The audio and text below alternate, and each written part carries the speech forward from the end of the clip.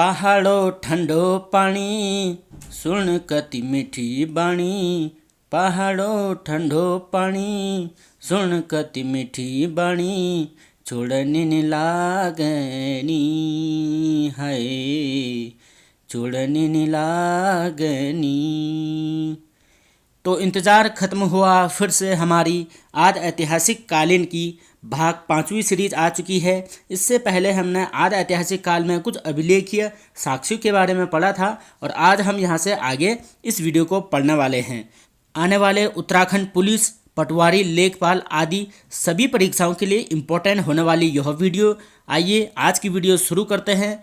उससे पहले देखते हैं कि हमने चौथी सीरीज में कालसी के बारे में पढ़ लिया है और लाखा मंडल के बारे में भी पढ़ लिया है और साथ ही साथ हमने मोर ध्वज पौड़ी में है जो कोटद्वार में, उसके बारे में भी पढ़ लिया है। तो छूटे हुए अभिलेखों के बारे में आज हम इस वीडियो में पढ़ने वाले हैं। आज की वीडियो में सबसे पहला अभिलेखीय साक्ष्य है देवप्रयाग का। देवप्रयाग का साक्ष्य हमें रघुनाथ मंदिर से प्राप्त होता है जो प्रभु श्री राम के नाम से मंदिर बना हुआ है। यह मंदिर कहा जाता है कि 1700 से 2000 वर्ष पूर्व का बना है और यह भी कहा जाता है कि आदिगुरु शंकराचार्य जी ने 8वीं सदी के आसपास इस मंदिर का पुनर्स्थापना भी किया था। तो आदिगुरु शंकराचार्य जी से भी इस मंदिर का संबंध जुड़ा हुआ है। देवप्रयाग में विश्वेश्वर शिवलिंग है, जो शिव जी का लिंग है वह विश्वेश्वर शिवलिंग कहा जाता है। और इस देवप्रयाग मंदिर के बारे में शिव प्रसाद डबराल, जो उत्तराखंड के चारण के नाम से जाने जाते हैं, उन्होंने बताया कि यह मंदिर कत्यूरी शैली में निर्मित हुआ है, जबकि यह मंदिर उत्तराखंड के अन्य मंदिरों की ही भांति नागर शैली में निर्मित है। तो यह इम्पोर्टेंट हो जाएगा कि शिव प्रसाद डबराल के द्वारा कत्यूरी शैली कहा गया और जबकि इसकी वास्तविक जो निर्माण शैली है वह नागर शैली है। यहाँ पर रघुनाथ मंदिर में अभिलेखों के रूप में शिलालेख यानी पत्थरों पर उत्कीर्ण कुछ लेख। तो इस रघुनाथ के मंदिर के पीछे ब्राह्मी लिपि में कुछ लेख लिखा हुआ है जो कि संस्कृत भाषा में उत्कीर्ण है। तो याद रखें लिपि कौन सी होगी, ब्राह्मी लिपि, और भाषा है संस्कृत में। उस लेख में 7वीं सदी के अभिलेख प्राप्त होते हैं जिसमें कि 19 लोगों के नाम का वर्णन किया गया है। कहा जाता है कि वे 19 लोग केदारनाथ और बद्रीनाथ धाम की यात्रा करने के पश्चात देवप्रयाग में जल समाधि लेकर के तपस्या में लीन हो जाते हैं और अपने प्राणों का त्याग कर देते हैं। उस लेख में प्राप्त कुछ व्यक्तियों के नाम इस प्रकार हैं। पहला है मातृदत्त, दूसरा है मातृचेट और तीसरा है ईश्वरदास। आदि भी कई नाम उत्कीर्ण हैं लेकिन यह 3 नाम इसमें पढ़े गए हैं। तो यह थी हमारे देवप्रयाग अभिलेख से संबंधित कुछ महत्वपूर्ण जानकारियां। आई होप कि यह एक नई जानकारी है, आप इसे स्क्रीनशॉट करके भी रख सकते हैं। दूसरा अभिलेख है पलेठी का शिलालेख और पलेठी का जो सूर्य मंदिर है वह अभी वर्तमान में टिहरी जनपद में है और पलेठी के सूर्य मंदिर में 7वीं शताब्दी के शिलालेख प्राप्त होते हैं जो कि देवप्रयाग के अभिलेख की भांति ही संस्कृत भाषा में प्राप्त होते हैं। इन अभिलेखों में कुछ राजाओं के नाम का वर्णन मिलता है, जैसे आदित्य वर्मन, परम भद्वारक महाराजा धीराज परमेश्वर कल्याण वर्मन और आदित्य वर्धन तथा कर्णवर्धन के नाम प्राप्त होते हैं। तो ये थे हमारे पलेठी से संबंधित कुछ शिलालेख। यह है पलेठी का सूर्य मंदिर और पलेठी के सूर्य मंदिर में इन राजाओं के नाम का वर्णन प्राप्त होता है और यह 7वीं शताब्दी का अभिलेख है। और जबकि देवप्रयाग का अभिलेख कब का कहा गया, यह भी 7वीं शताब्दी के ही अभिलेख माने गए हैं। अब हैं हमारे देवलगढ़ के अभिलेख और यह देवलगढ़ का मंदिर यहाँ पर दिख रहा है चित्र में। और देवलगढ़ हमारे परमार राजाओं की राजधानी भी रही है और इस देवलगढ़ में प्राप्त अभिलेखों के रूप में मूर्ति पीठिका लेख प्राप्त हुआ है, यानी मूर्ति के पीछे लिखे हुए कुछ लेख प्राप्त होते हैं। और यह देवलगढ़ अजयपाल की राजधानी भी रही है और अजयपाल ने यहाँ पर 1512 में अपनी राजधानी बनाई थी। उसके बाद वह 1515 में श्रीनगर भी लाए थे और यह अजयपाल वही अजयपाल है जिन्होंने कि गढ़वाल की सीमा का निर्धारण किया था और अजयपाली ओड़ी नाम से सीमाओं का सीमांकन किया था। और साथ ही इस अजयपाल को गढ़वाल का अशोक के नाम से भी जाना जाता है क्योंकि इन्होंने संपूर्ण गढ़वाल के 52 गढ़ों को जीत करके पूरे क्षेत्र को गढ़वाल नाम दिया था। और इस देवलगढ़ में कुछ मंदिर और बनाए गए हैं जो कि अजयपाल के समय के बनाए हैं। पहला राज राजेश्वरी मंदिर, यह राज राजेश्वरी माता पंवार वंश की कुलदेवी भी थी और इन्होंने अपनी रक्षिका देवी के रूप में काली मंदिर की भी स्थापना की है। साथ ही साथ अजयपाल के द्वारा एक सत्यनाथ भैरव मंदिर की भी स्थापना की गई है और सत्यनाथ इनके गुरु का नाम था और अपने गुरु के नाम से भैरव मंदिर की भी स्थापना की गई है। तो यह कई बार पूछा जाता है कि पंवार वंश की कुलदेवी कौन थी, राजराजेश्वरी, और सत्यनाथ कौन थे, इनके गुरु। अब है कुलसारी। कुलसारी यह चमोली जनपद में है और चमोली जनपद में यहाँ पर भी मूर्ति पीठिका लेख ही पाए जाते हैं, यानी यहाँ पर भी मूर्ति के पीछे उत्कीर्ण किए गए लेख पाए जाते हैं। यह है कुलसारी देवी का मंदिर और कुलसारी में इस प्रकार के ये मूर्ति पीठिका लेख प्राप्त हुए हैं। तो यह है देवलगढ़ और कुलसारी से संबंधित मूर्ति पीठिका लेख। अब अगला लेख है हमारा कल्पेश्वर शिलालेख। कल्पेश्वर यानी चमोली जनपद के जोशीमठ ब्लॉक में उर्गम घाटी में स्थित कल्पेश्वर का मंदिर है और वहीं पर हमें शिलालेखों के रूप में कुछ उत्कीर्ण लेख प्राप्त होते हैं।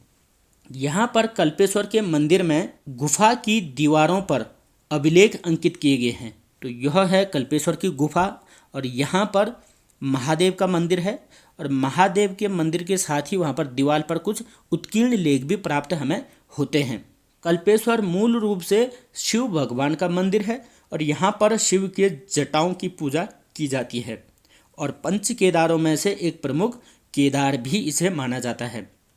तो शिव के पंच केदारों में अलग अलग अंगों की पूजा होती है और यहाँ कल्पेश्वर में जटा की पूजा होती है। और कल्पेश्वर महादेव का मंदिर कल्पगंगा नदी के तट पर स्थित है।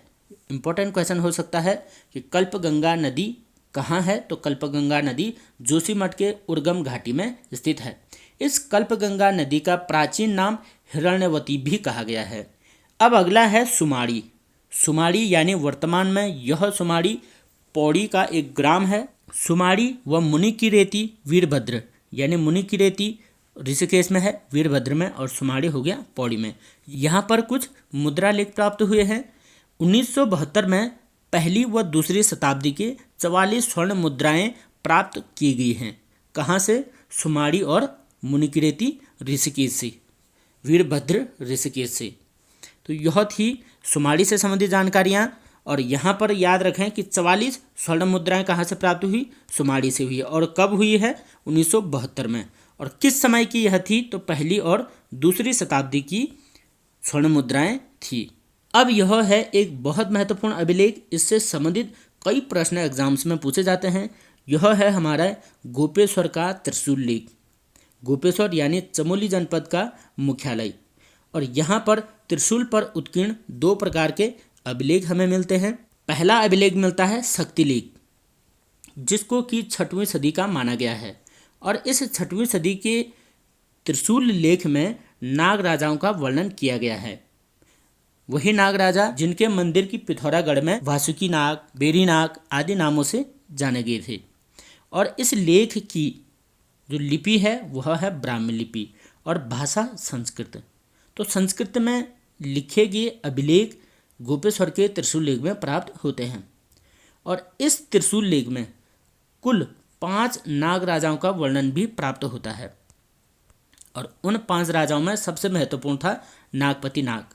तो कहा जाता है कि नागपति नाग ने ही इन अन्य नाग राजाओं के नाम भी उत्कीर्ण किए होंगे। तो नागपति नाग के बाद फिर गणनाग का भी नाम आता है, स्कंदनाग का भी नाम आता है और विभुनाग का नाम आता है और अंतिम आता है अंशुनाग। तो याद रखें 5 नाग राजाओं के नाम का वर्णन किया गया है गोपेश्वर के त्रिशूल लेख में। और दूसरा लेख इसमें मिला है नेपाल राजा अशोक चल का और वह मिला है 1191 का। जबकि हमें पहला लेख कब का मिला है? 6वीं शताब्दी का। तो 6वीं शताब्दी और 1191 काफ़ी समय का अंतराल है। अब इस नेपाल के राजा अशोक चल ने इसमें गढ़वाल भूमि को विजय करने का वर्णन किया गया है। और कहा जाता है कि यह गोपेश्वर का जो त्रिशूल है, यहाँ पर यह चित्र में दिखाया गया है, रुद्र शिव का त्रिशूल के नाम से जाना जाता है। यानी कहते हैं कि पहले यह त्रिशूल रुद्रनाथ के मंदिर में था, जो कि गोपेश्वर से ही कुछ किलोमीटर दूरी पर स्थित है। और बाद में इसे नेपाल के राजा अशोक चल के द्वारा यहाँ पर स्थापित किया गया था गोपेश्वर में। अब इस त्रिशूल लेख में गोपेश्वर क्षेत्र को अशोक चल के द्वारा रुद्र हिमालय या केदार भूमि कहा गया था। तो गढ़वाल भूमि या केदार भूमि को अशोक चल के द्वारा रुद्र हिमालय क्षेत्र या केदार भूमि के नाम से संबोधित किया गया। तो यह थे 2 लेख जो त्रिशूल लेख में प्राप्त होते हैं हमें गोपेश्वर के। और गोपेश्वर के त्रिशूल लेख तो संस्कृत में लिखे गए हैं, लेकिन इस संस्कृत को हिंदी भाषा में किसने अनुवाद किया? भारत के महान घुमक्कड़ शास्त्री राहुल सांकृत्यायन के द्वारा गोपेश्वर त्रिशूल लेख का संस्कृत से हिंदी में अनुवाद किया गया था। तो यह भी एक महत्वपूर्ण जानकारी है, हमें इसे याद रखना होगा। आप चाहें तो इसकी स्क्रीनशॉट रख सकते हैं। अब गोपीनाथ मंदिर के बारे में भी हम कुछ महत्वपूर्ण जान लेते हैं। तो गोपीनाथ मंदिर का निर्माण 12वीं से 13वीं सदी के बीच में किया गया था और यह मंदिर कत्यूरी राजाओं के द्वारा निर्मित किया गया है। और इस मंदिर की जो शैली है वह नागर शैली है, जैसे कि हमें देवप्रयाग के मंदिर में भी प्राप्त हुआ था। और इस मंदिर की जो वास्तु योजना है उस वास्तु योजना को त्रिरथ वास्तु योजना कहा जाता है। यह इम्पोर्टेंट होने वाला है कि त्रिरथ योजना में निर्मित उत्तराखंड का कौन सा मंदिर है? तो वह है गोपीनाथ का मंदिर गोपेश्वर। अब स्कंद पुराण में इस गोपेश्वर स्थान का नाम गोथला या गोस्थल भी कहा गया है। तो यह थी हमारे गोपेश्वर के अभिलेख से संबंधित कुछ महत्वपूर्ण जानकारी। और इस मंदिर को हम गोपेश्वर के गोपीनाथ मंदिर कहते हैं। गोपीनाथ इसलिए कहा जाता है कि एक बार भगवान शिव के द्वारा कृष्ण के साथ नृत्य करने के लिए गोपी का रूप धारण किया था और उन दोनों ने एक साथ नृत्य किया था, इसलिए इसका नाम गोपीनाथ रखा गया था। अब एक इम्पोर्टेंट अभिलेख और है जो है अनुसुया देवी शिलालेख। तो अनुसुया देवी गोपेश्वर से ही कुछ ही दूरी पर स्थित मंडल गांव से लगभग 3-3.5 किलोमीटर की दूरी पर स्थित माता अनुसुया का मंदिर है। और अनुसुया मंदिर से पहले ही एक स्थान आता है जहाँ पर कि इस प्रकार से शिलाओं पर लिखे कुछ अभिलेख हमें प्राप्त होते हैं। तो आइए जानते हैं इस अभिलेख के बारे में भी। तो गोपेश्वर में अनुसुया देवी मंदिर से पहले एक शिलालेख यानी एक चट्टान पर अंकित कुछ अभिलेख हमें प्राप्त होते हैं और इन अभिलेखों को कहा गया कि यह 6वीं शताब्दी के अभिलेख हैं। इस अनुसुया देवी शिलालेख में राजा सर्ववर्मन का वर्णन किया गया है। सर्ववर्मन का जो समय था वह था 576 से 580 ईस्वी के समय में। जो ये अनुसुया देवी के शिलालेख हमें प्राप्त हुए हैं यह भी ब्राह्मी लिपि में प्राप्त हुए हैं और इसकी भाषा भी संस्कृत ही है। यदि आप अनुसुया देवी के मेले में जाएं तो अनुसुया देवी के मेले में जाने से पहले ही आपको एक शिला पर उत्कीर्ण इस प्रकार के अभिलेख भी प्राप्त होते हैं। यह थे हमारे अनुसुया देवी शिलालेख से संबंधित जानकारियाँ। अब है अंतिम और बहुत महत्वपूर्ण अभिलेख, वह है उत्तरकाशी का शक्ति स्तंभ। तो उत्तरकाशी का शक्ति स्तंभ हमें उत्तरकाशी में ही स्थित विश्वनाथ मंदिर के गर्भगृह में स्थित त्रिशूल से प्राप्त होते हैं। जिस प्रकार से हमें गोपेश्वर के त्रिशूल लेख प्राप्त हुए थे उसी प्रकार से हमें उत्तरकाशी में भी त्रिशूल लेख प्राप्त होते हैं और इसे बाड़ाहाट का त्रिशूल लेख भी कहा जाता है। बाड़ाहाट का त्रिशूल लेख, और बाड़ाहाट उत्तरकाशी का प्राचीन नाम भी था। तो त्रिशूल लेख को कहा गया कि यह 6वीं और 7वीं शताब्दी के त्रिशूल लेख हैं जो कि शंख लिपि में लिखे गए हैं। यह महत्वपूर्ण हो जाएगा क्योंकि अभी तक जो हम पढ़ रहे थे तो वह सारे ब्राह्मी लिपि के पढ़ रहे थे और इसमें कहा गया कि ये शंख लिपि में लिखे गए हैं और इसकी भाषा भी संस्कृत ही है, लेकिन इसकी लिपि क्या हो गई? शंख लिपि। तो इम्पोर्टेंट है कि शंख लिपि से संबंधित त्रिशूल लेख उत्तराखंड में कहाँ से प्राप्त हुए हैं? बाड़ाहाट से प्राप्त हुए हैं या उत्तरकाशी से प्राप्त हुए हैं। इस अभिलेख से संबंधित कुछ विशेष जानकारियाँ और हैं कि अभिलेख में 3 श्लोक लिखे गए हैं।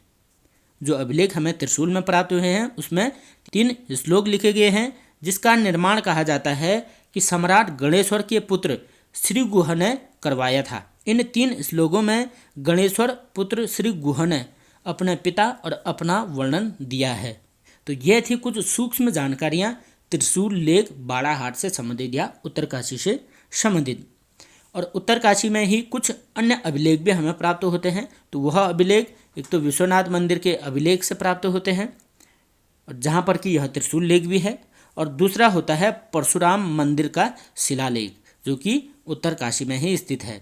तो परशुराम का मंदिर भी पूछा जाता है कहाँ है, तो ये भी उत्तरकाशी जनपद में है। और ये जो अभिलेख अन्य प्राप्त हुए हैं यह भी ब्राह्मी लिपि में प्राप्त हुए हैं, जैसे कि अन्य अभिलेख हमें प्राप्त हो रहे थे, तथा नागर लिपि में प्राप्त हुए हैं। और इसकी लिपि हो जाएगी नागर लिपि। जो अन्य लेख परशुराम मंदिर का शिलालेख मिला है और विश्वनाथ मंदिर का शिलालेख मिला हुआ है, इसमें नागर लिपि है। जबकि जो त्रिशूल लेख बाड़ाहाट में विश्वनाथ मंदिर में ही प्राप्त हुआ था उसकी लिपि है शंख लिपि, और शिलालेख में नागर लिपि है। इसके पश्चात आप एक महत्वपूर्ण शिलालेख को यहाँ से स्क्रीनशॉट करके भी पढ़ सकते हैं। तो यह शिलालेख है अनुसुईया देवी का शिलालेख। तो यह थी आज की हमारी इम्पोर्टेंट वीडियो सीरीज। आपको यह वीडियो कैसी लगी कमेंट करके ज़रूर बताएं, क्योंकि आपका कमेंट हमें अगली वीडियो बनाने के लिए प्रोत्साहित करता है। और हमारी इस वीडियो की PDF प्राप्त करने के लिए आप हमारे टेलीग्राम चैनल को ज्वाइन कर सकते हैं, और टेलीग्राम की लिंक आपको हमारे डिस्क्रिप्शन बॉक्स में प्राप्त हो जाएगी। नमस्कार।